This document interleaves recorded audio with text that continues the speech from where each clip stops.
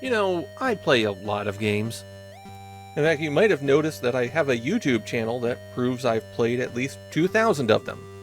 And having played this many games across this many genres, I don't like to throw around the terms best or worst, because there's just too many things that you could judge something on. And there's always the problem of recency bias. Whatever you've played most recently is what you're going to have the strongest feelings about. So I'm not going to say Impossamole is the worst game I've played in this project, but I'm feeling it. Impossamole is extremely British. It started out as an Amiga game, and that version was developed by Core Designs and published by Gremlin Interactive. When Impossamole was brought to the TurboGrafx 16, it was a ground-up remake. There's a vague outline of similarity, but almost everything is different. As far as I can tell, that TurboGrafx version was by Gremlin themselves. Since I usually stick to games released in Japan, I think that this is the first time that Gremlin Interactive has shown up in one of my chronologies. They were one of the biggest software companies in the UK in the 90s. How big? Well, at one point Gremlin bought Rockstar. Impossamole was also an entry in a long-running series of computer games. Impossamole was the sixth and final game in the Monty Mole series. Well, final until there was a charity game decades later. The Monty Mole games were platformers that had a strongly political bent. Unfortunately, Impossamole is not a game about how much its authors hated John Majors. Instead, there is a very lengthy introduction that explains that Monty was abducted by aliens, they gave him superpowers, and they want him to find sacred scrolls. What I just told you in 7 seconds takes the introduction over 3 minutes. Impossamole takes place across 5 worlds, each world consisting of 2 stages and a boss. You can do the first 4 worlds in any order that you like.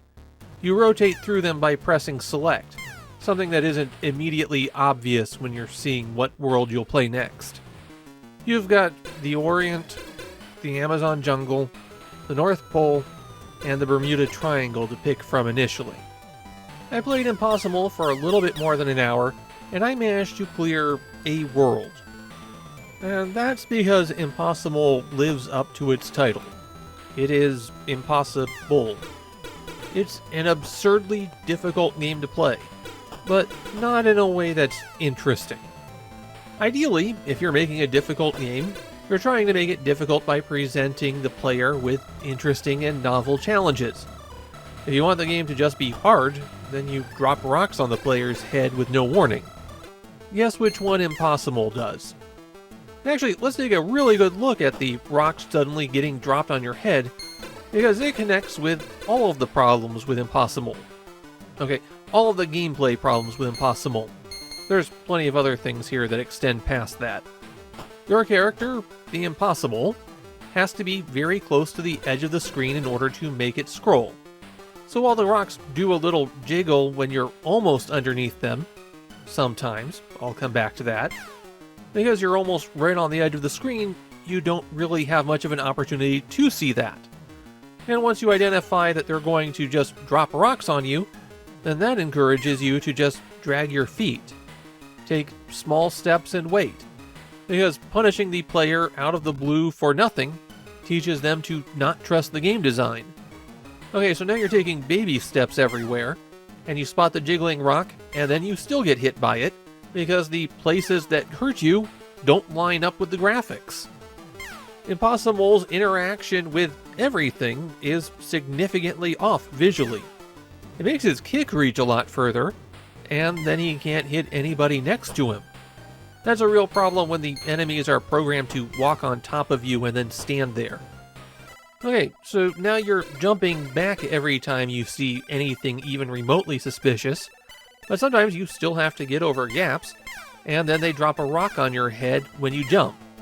In this game, they love making enemies appear where you need to land, and they're not there until after you've jumped. In some cases, you'll need to jump out halfway and then back, and that might scroll things far enough that the enemy will appear, and then you can make your proper jump. But in other cases, you're just kind of stuck. One of the biggest problems for me was this spot where I needed to double back. I had a choice of going up or down, and down had the required scroll, while I chose to go up. There's an enemy on the far side of the jump that isn't visible until you land over there. And then unless you land in just the right spot, you're immediately hit and then knocked back into the hole, which means you then have to take about a minute to go around an enormous loop and then try again. The problem with enemies appearing after you're already committed to your action is consistent throughout Impossamole. And like I mentioned, if you get hit, you're going to get knocked back quite a ways, and often into something else that will hurt you. The platforming is frustrating all around, even if you aren't dealing with rocks falling on your head. It's very floaty and imprecise. And there's a lot of jumping between moving platforms that aren't quite there. Combat isn't much better. By default, Impossamole has a kick, and for a superhero, his kicks are terrible. You have to kick the weakest enemies twice before they're stopped. Enemies that are kicked enough turn into boxes, and you can kick those boxes to launch them up into the air. Then if you catch them in the air, you'll be able to throw them in an arc to hurt enemies. The boxes only work as a weapon if they're thrown, so when you kick them up, they don't do anything. There are also two completely different weapons that you can pick up. They look identical. Well, not completely identical. If you look very closely, one of them has a tiny little blue dot, and the other one has a tiny little red dot. Both of these come with limited ammunition. Oh, I'm sorry. Did you want to know how much ammunition? They don't tell you that, and there's no way to check. You switch between weapons by pressing select. So you start at the kick, and then you hit select and you've got one gun, and then you hit select again and you've got a different gun, but it looks identical to the first, and then you hit select again and you're back to kicking. You lose the weapons in between stages, which just makes everything worse. The red dot gun is easier to explain. It fires a bullet that when it reaches an enemy, the bullet pulls out a hammer and hits them. That's the only thing in Impossamole that has this kind of cartoonish behavior, but sure, whatever. That's easy to understand. The blue weapon fires a bubble, and if it hits some enemies it destroys them, and if it hits other enemies then it bubbles them up and they float off. If the bubble hits the ceiling, then it pops and the enemy comes right back out.